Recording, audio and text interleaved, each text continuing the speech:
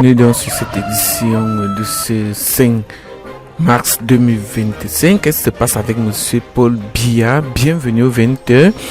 Alors, il faut que l'on retienne que Cam Tomori a donc frappé fort avec les médecins de l'ordre des médecins du Cameroun dans ce studio. Qu'est-ce qui va donc se passer en Afrique? Bienvenue donc sur cette chaîne sociopolitique d'équitage, analyse et questions. Bienvenue chers abonnés, nous sommes là pour l'agenda des infos. Bienvenue sur cette chaîne de l'un des créateurs de contenu d'Anélie. Chaque jour qu'on dort, qu'on se réveille, il y a donc de nouveaux dossiers. Nous sommes avec vous, madame et monsieur. Rebonsoir à tous et bienvenue pour cette émission. Madame et monsieur, nous commençons ce dimanche. Et bienvenue donc sur cette nouvelle édition spéciale depuis ce salon de production. Qu'est-ce qui se passe donc avec Monsieur Paul Biya et l'ordre des médecins donc du Cameroun qui ont donc déballé et mettre nul au RDPC et demander donc la démission immédiate de Monsieur Biya. Alors, ils ont donc condamné avec dernière énergie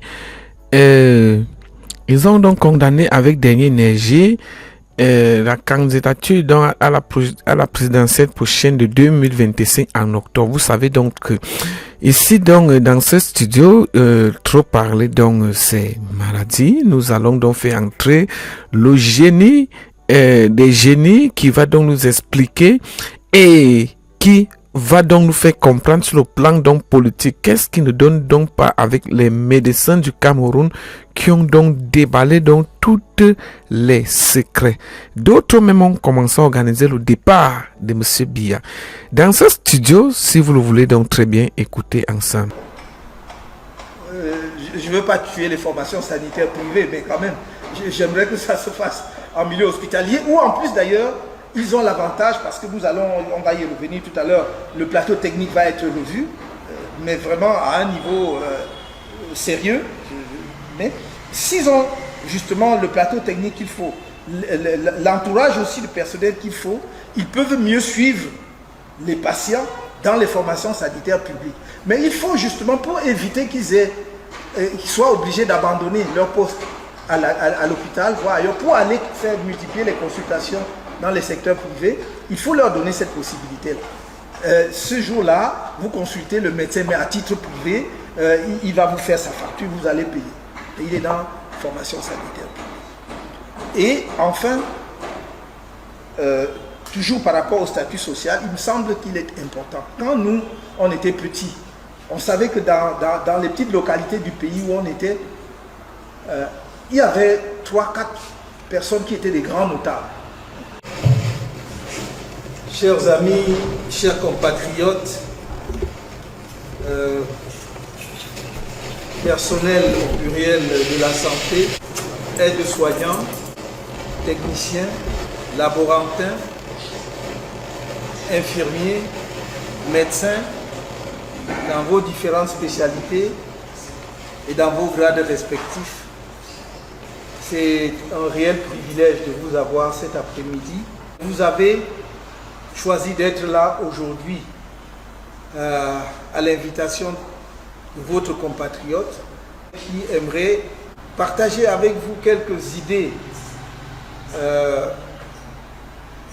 portant sur son programme ou sa vision du secteur de la santé, mais surtout aussi pour vous écouter.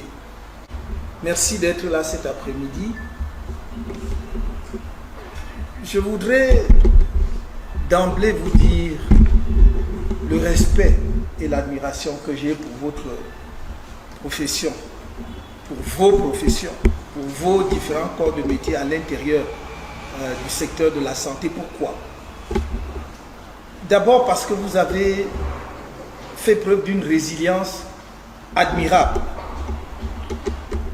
Quand je me souviens qu'il y a une trentaine d'années, lorsqu'on a procédé à la diminution des salaires et à la dévaluation du franc CFA, j'ai parmi mes amis médecins, des proches membres de la famille médecins qui m'ont dit qu'ils touchaient moins de 100 000 francs CFA.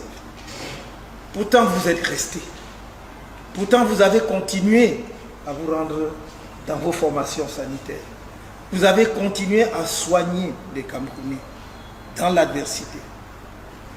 Vous avez payé un lourd tribut à ce que d'aucuns appellent la Covid-19. Je préfère le masculin, je ne sais pas pour quelle raison, mais ça sonne mieux le Covid. On ne l'a pas dit assez et peut-être nous, Camerounais survivants, ne vous avons pas rendu l'hommage mérité par les circonstances. Pour toutes ces raisons-là, je voudrais vraiment vous féliciter, vous remercier parce que le personnel de santé, même au plus fort de la dégradation du système de santé, est resté le pilier central. Dans la difficulté que nous connaissons, parfois même nous sommes très sévères avec vous sans savoir justement tout ce que vous endurez pour continuer malgré tout de venir au secours des Camerounais. Ce dont je voudrais vous parler brièvement, c'est de manière schématique notre vision, les quelques idées que nous avons pour le secteur de la santé dans notre pays, le renouvellement, plus que la réforme, il s'agit en fait de repenser le système de santé. Et je compte sur vous pour, j'allais dire, me corriger quand je suis dans l'erreur et surtout enrichir nos échanges pour que le programme final que nous allons rendre public le moment venu reflète le plus fidèlement possible la réalité du terrain que vous connaissez infiniment mieux que nous. D'abord sur le plan, je vais articuler mon propos peut-être autour de 4 points. Le premier, c'est d'abord l'architecture générale de la santé, l'architecture institutionnelle de la santé. Ensuite, il y a le personnel de santé, qui pour moi est central, cœur. Troisièmement, il y a l'infrastructure, les infrastructures de santé. Et quatrièmement, il y aura la gouvernance médicale, les politiques d'attraction et la gouvernance médicale. Sur le plan institutionnel, il me semble qu'il y a une nécessité de réajuster demain l'architecture institutionnelle de la santé pour une raison simple. C'est que si ce que nous préconisons trouve une transcription dans la réalité, c'est-à-dire la réforme de l'État, quelle sera la forme ultime de l'État que nous allons retenir au Cameroun? Si nous allons, par exemple, comme nous le défendons, au fédéralisme, la structure institutionnelle de la santé ne peut plus être la même. Le niveau central restera le même. Le niveau d'élaboration des politiques, de la réglementation restera le même. Ce sera le niveau de la capitale, ce sera le niveau central. Mais à côté de cela, nous pensons que s'il y a des États fédérés au Cameroun, demain, il faudrait qu'il y ait des agences fédérées de santé. Qu'il y ait des agences fédérées de santé. Que dans chaque État fédéré, il y ait une agence de santé. Qui va en réalité coordonner et chapeauter les structures que nous connaissons déjà. Parce que notre compréhension de l'idée fédérale, c'est qu'il ne s'agit pas simplement de la transcription ou du changement des dirigeants en 10 États fédérés. Je pense que ce n'est pas ça. On n'atteindrait pas l'objectif. Nous pensons, nous, qu'il faut construire demain des États fédérés à la fois géographiquement et démographiquement viables. Et donc, on va nécessairement mettre ensemble un certain nombre de régions pour permettre effectivement qu'il y ait des États forts à l'intérieur de la structure de l'État global. Par conséquent, l'agence de santé viendra coordonner ce qui existe, c'est-à-dire par exemple les structures régionales. Les régions ne vont pas disparaître, mais les structures régionales vont demeurer coordonnées justement par cette agence fédérée. Mais également les autres, c'est-à-dire les structures périphériques, il y aura effectivement jusqu'au district de santé. De toute façon, la déclinaison ne va pas changer fondamentalement du point de vue de l'organisation institutionnelle. Tout ce que je peux dire à ce stade, c'est que nous voulons standardiser. Il faut vraiment que nous ayons des normes uniformes sur l'ensemble de notre territoire national. C'est-à-dire que quand on arrive dans un centre de santé, dans n'importe quel lieu du Cameroun, on doit avoir les mêmes caractéristiques, y compris même pratiquement jusqu'au niveau architectural. En tout cas, la manière dont les services sont organisés, les disponibilités, ça doit être le même. Voilà pour ce que j'appelle très sommairement l'architecture institutionnelle. À côté de cela, il y a donc en deuxième point le personnel de santé, central. Parce qu'il n'y a pas de système de santé qui tienne sans un personnel de santé bien formé, qui est à l'aise dans son travail. Vous aimez votre travail, mais il faut qu'on vous mette à l'aise dans votre travail. C'est deux choses différentes. Et notre idée, c'est qu'il faut que l'État reprenne la main complètement en ce qui concerne la formation personnelle de santé. Pour nous, c'est fondamental. Même si il doit y avoir une articulation entre le niveau central et le niveau des États fédérés, il faut que les structures publiques reprennent la main en ce qui concerne la formation des personnels de santé. Je sais qu'à l'heure actuelle, il y a environ 2500 à 3000 infirmiers qui sont formés au Cameroun par an, 650 médecins, environ 300 pharmaciens. C'est bien, c'est beaucoup, mais ce n'est pas suffisant pour un pays de la taille du Cameroun, parce que nous en sommes encore à un médecin pour 10 000 habitants, 10 000 personnes par an. C'est beaucoup trop. Nous pensons donc que lorsque nous aurons une organisation qui permet d'articuler la formation médicale entre le niveau central de l'État fédéral et le niveau de l'État fédéré, parce qu'au moins dans un premier temps, nous pensons qu'il ne faut pas encore directement tout abandonner aux structures fédérées. On est un État jeune et je ne pense pas que tous les États puissent avoir les moyens nécessaires pour maintenir des formations de qualité. Donc il y aura une articulation entre État fédéral et État fédéré pour ce qui est de la formation. C'est fondamental. Il faudra vraiment que les concours soient sérieux ou les sélections par classement, mais en tout cas, il faut qu'il y ait une sélection rigoureuse. Nous avons eu quand même pendant longtemps, si vous êtes là, c'est parce que vous avez été bien formés. Et je regarde avec beaucoup d'inquiétude les jeunes qui sortent de certaines structures de formation aujourd'hui.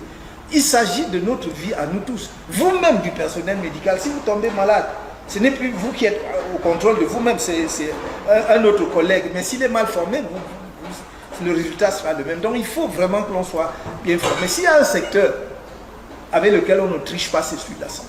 S'il y en a un seul, à la limite, vous pouvez rattraper chemin faisant un élève qui a été mal formé à la base. Mais un médecin qui a été mal formé, il a déjà causé une catastrophe. Donc là, on ne doit pas tricher. On doit vraiment mettre ce qu'il faut. Et c'est pour cela que nous mettons un point d'honneur à dire que tout Camerounais, tout jeune Camerounais qui passe le concours d'entrée dans une école de médecine sera boursier du premier jour jusqu'à la sortie. À la seule, il perd sa bourse s'il redouble. Ça, c'est, il faut quand même, on ne va pas encourager aussi. Mais dès l'entrée, dès la première année, il est boursier jusqu'à sa sortie. Évidemment, toujours dans le cadre de la formation, il faut multiplier, peut-être accroître en tout cas les filières de spécialisation.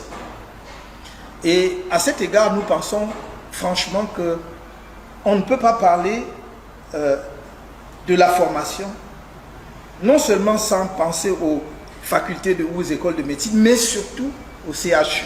Il faut de grands CHU au Cameroun. Centre hospitalier universitaire. Il en faut vraiment de référence. Ou d'ailleurs, vous allez articuler formation et recherche. En fait, soins, formation et recherche. Parce que nous ne pouvons pas, on ne fait plus la recherche médicale au Cameroun. Mais pourtant, quand vous faites un petit saut en arrière, moi je me souviens quand on était à l'université, de temps en temps on vous disait, tel professeur de médecine ou tel médecin a découvert ceci ou il fait telle chose. Il n'y en a plus. Parce qu'effectivement, on a négligé l'aspect recherche.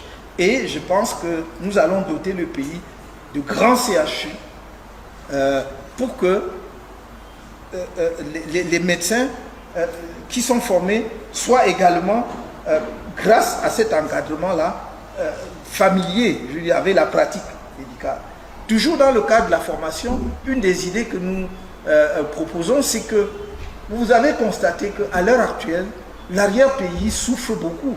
Il y a des parents, des patients dans l'arrière-pays qui n'ont jamais vu un médecin ou qui envoient un, peut-être par hasard, tous les 10 ans, je ne sais pas moi, à l'occasion de quelle campagne que l'on mènerait. Ce n'est pas normal. Il est possible de faire autrement. Nous pensons que les jeunes médecins qui viennent de sortir, et même déjà avant même la sortie, doivent faire une partie de leur stage dans l'arrière-pays, prise en charge, avec une prise en charge, de façon à ce que même les formations sanitaires les plus petites puissent voir passer un médecin. Voilà, et que ce ne soit pas un luxe qui est réservé aux grands centres urbains comme Douala, Yaoundé et les chefs-lieux de région.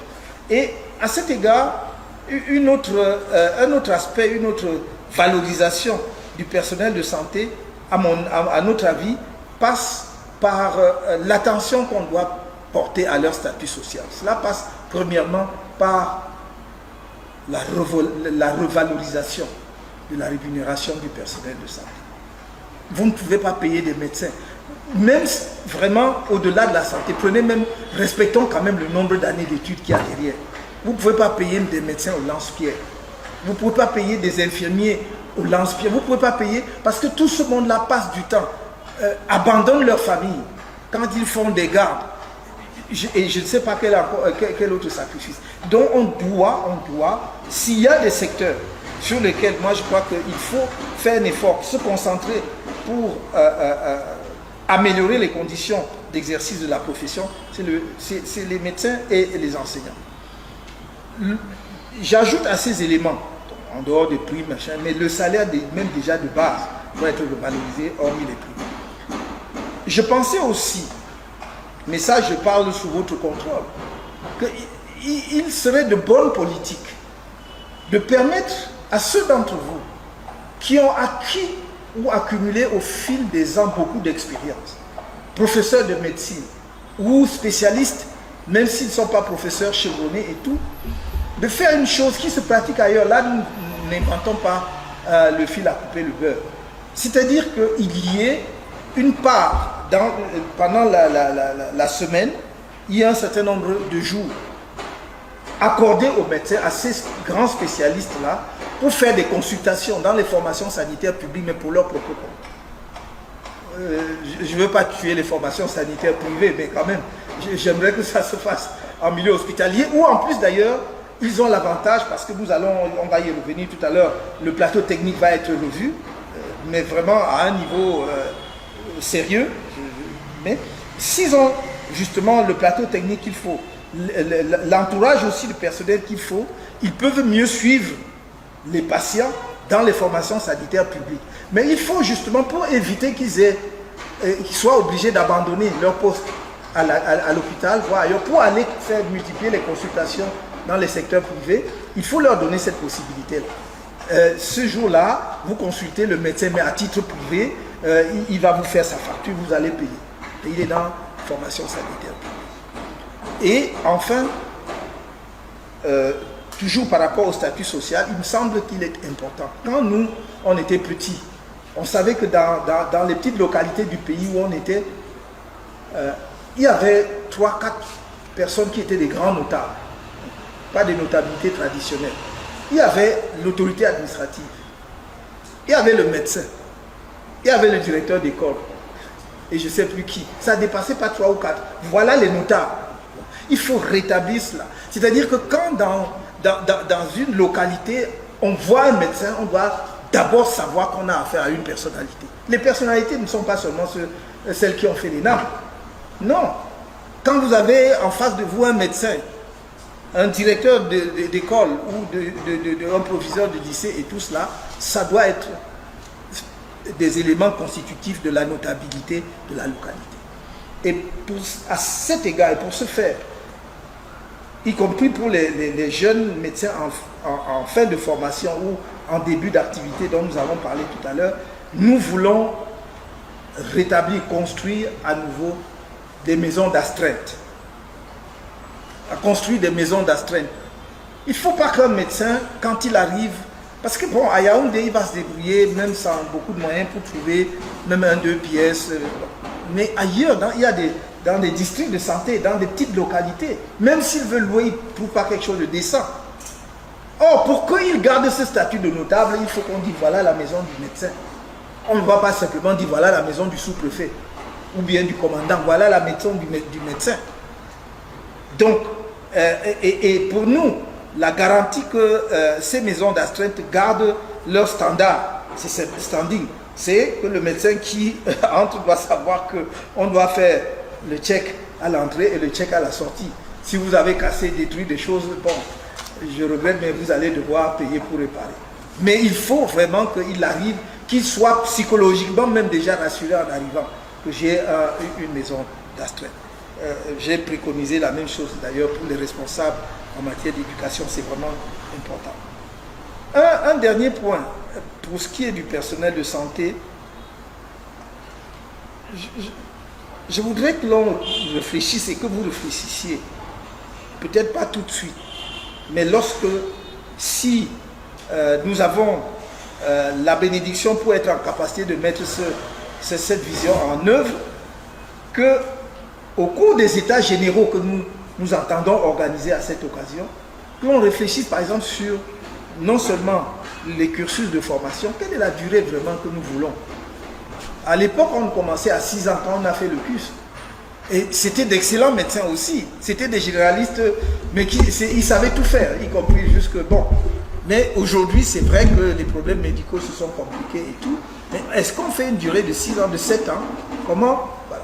Ensuite, comment est-ce qu'il est possible de faire des passerelles entre les professions, au sein du secteur du personnel de la santé, par exemple, entre des équivalences entre infirmiers et médecins après un certain temps? Est-ce que c'est possible? Je crois que j'ai vu des choses comme ça ailleurs. Est-ce que c'est bon? C'est pas tout ce qu'on a vu ailleurs n'est pas bon. Donc moi j'y vais là sur la pointe des pieds. Il faut que ce soit le personnel de santé qui réfléchisse lui-même et qui nous dise quelle est la bonne direction en la matière. Voilà ce que je dirais pour le personnel de santé. Et je résume. Reprendre en main la formation, mettre l'accent sur une formation de qualité. La nation, la société camerounaise doit mettre le prix qu'il faut pour que son personnel de santé soit bien formé. Et je dis à tous les niveaux, je ne parle pas que des médecins, même si dans mes exemples, souvent je cite les médecins, c'est tous les niveaux, que ce soit de l'infirmier jusqu'à l'aide-soignant. Formation donc, revalorisation du salaire, statut social, c'est-à-dire que la perception que les Camerounais ont de leur médecin doit changer, parce que c'est un notable dans la société, en tout cas au moins pour ce qui est des médecins. Donc, pour cela, j'ai indiqué quelles sont les mesures que nous pourrons prendre et cette idée éventuelle. Troisième grand point, c'est les infrastructures de santé. Et j'allais dire même, j'y ajoute, j'aurais pu mettre avant, mais ici, la pratique médicale. La pratique médicale, je vais liquider ça rapidement. Qu'est-ce que je mets dans la pratique médicale? C'est ce que je vois et qui m'inquiète énormément depuis de nombreuses années. C'est qu'il y a une prolifération des pratiques d'exercice clandestine de la médecine. Pas des gens qui ne sont même pas formés. Je vais vous raconter une anecdote. J'ai une de mes tantes qui est décédée il y a plus de 15 ans, alors qu'on avait envoyé de l'argent pour prendre en charge ses soins. Vraiment, les moyens conséquents. Et on m'appelle un soir, c'est la catastrophe, on y va, catastrophé, et on nous dit, je demande où est-elle, on l'a amenée chez quoi, son docteur, c'est comme ça qu'on dit. Ah bon, ok, son docteur, ça me rassure déjà, c'est la bien médecin. Allons chez son docteur, on voit son docteur. Elle habitait Essos, et on va, et je vois, on commence à prendre des chemins trop tortueux, bizarres. À un moment donné, on ne peut même plus passer, on s'arrête avec le véhicule, et on emprunte des chemins de traverse, et on va dans une dépendance obscure, derrière une maison. Je vous assure, il n'y avait pas de lumière. On n'y voyait pas. Et on entre et je vois notre tante qui était... On a même de la peine à la distinguer sur le lit parce qu'il n'y avait pas de lumière et tout. Et alors, nous posons la question, où est donc son médecin? Parce que je voudrais savoir s'il y a des choses qui manquent, qu'est-ce qu'il faut faire et tout. Et on nous amène une personne, un individu qui a l'air de tout sauf d'un médecin. Et bon, on est prudent quand même, il ne faut pas offenser quelqu'un, peut-être qu'il est médecin. Donc on pose des questions, ses réponses ne sont pas convaincantes. Et après, je pose la question un peu de côté. Mais vous dites que ce monsieur-là est médecin? On dit que non, en réalité, parce qu'il y avait un diplôme accroché au mur, et c'était un diplôme d'aide-soignant. Et c'est pas ça le problème, c'est que c'est son père qui était aide-soignant. Et donc quand son père est décédé, lui il a continué à exercer, alors que avec le diplôme, avec le truc de son père. Donc c'est pour cela qu'il a posé à monsieur ma tante une solution glucosée, alors qu'elle était diabétique carabinée. Donc elle est décédée peu de temps après. Donc c'est pour dire, c'est vraiment cette prolifération de ce qu'on appelle les gigs santé. Si nous ne nous y penchons pas sérieusement, on va faire tous les efforts qu'on veut, mais on ne va pas améliorer le niveau de prestation, enfin de santé des Camerounais. Parce que, je peux le dire, le gouvernement actuel n'a pas eu le courage de s'y attaquer. Non pas qu'il n'en soit pas conscient, mais il n'a pas eu le courage de s'y attaquer. Parce qu'on dit, ah ben oui, mais vraiment, les gens se débrouillent avec ça. Mais est-ce qu'on se débrouille avec la santé des gens? Si vous voulez vous débrouiller, allez faire une formation. Allez vous former et vous pratiquez. Mais on ne peut pas sous prétexte qu'il y a le chômage en disant, bon, c'est exactement comme la même chose qu'on voit avec nos trottoirs. On dit, il faut laisser les gens vendre n'importe où parce qu'ils se débrouillent. Mais non. Les trottoirs d'une ville ne sont pas faits pour la vente, encore moins la chaussée, mais c'est pour la circulation. Donc nous devons prendre le taureau par les cornes et apporter des solutions idoines. Si vous voulez exercer, et d'ailleurs à quel niveau, avec quelle qualification, avec quel degré de qualification peut-on autoriser des gigs santé? Aujourd'hui, c'est à tous les niveaux, et je vous dis, même sans qualification, les gens le font. Donc ça, c'est un vrai problème que je voulais évacuer. Maintenant, pour ce qui est des infrastructures, je crois que nous devons très rapidement relever le plateau technique des hôpitaux camerounais. Évidemment, il faut revoir les bâtiments, ceux qui sont complètement dépassés, défraîchis, ceux même qui tombent en ruine.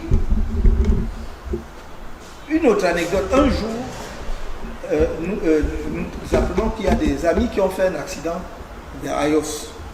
Et quand vous allez vers Touast, voilà, c'est l'accident. Nous, on court. Moi, j'ai pris mon véhicule, j'y suis allé. Et on l'avait amené à l'hôpital d'Ayos. J'en parle avec beaucoup de peine parce que mes oncles qui viennent de décéder avaient été formés à Ayos. Ayos existe depuis la période coloniale. Et que si nous devions avoir une référence en termes d'infrastructure de santé, Ayos devait en être, parce qu'en plus, c'était une structure pédagogique. J'arrive. Vous arrivez, vous avez encore des bâtiments avec les briques de terre coloniale, c'est très beau. Si on entretenait, vous avez encore des toits en tuiles, mais les tuiles s'arrachent. Et donc, j'arrive et on me fait là aussi entrer. Manque de peau, il n'y a pas de lumière. On avait coupé la lumière. Il y avait une étudiante en médecine qui était finissante. Donc elle terminait et elle faisait son stage là-bas. Mais la pauvre, elle était seule. Quand on dit, bon, elle se retrouve seule dans toute une formation hospitalière aussi grande. Là encore, donc, avec la coupure d'électricité, on a du mal à... Mais ce que je vous dis, le pire, c'est qu'il y avait une odeur insoutenable. Et on nous dit, la coupure, c'est depuis plusieurs jours. Donc c'est la mort qui... Je cite l'hôpital et je cite des...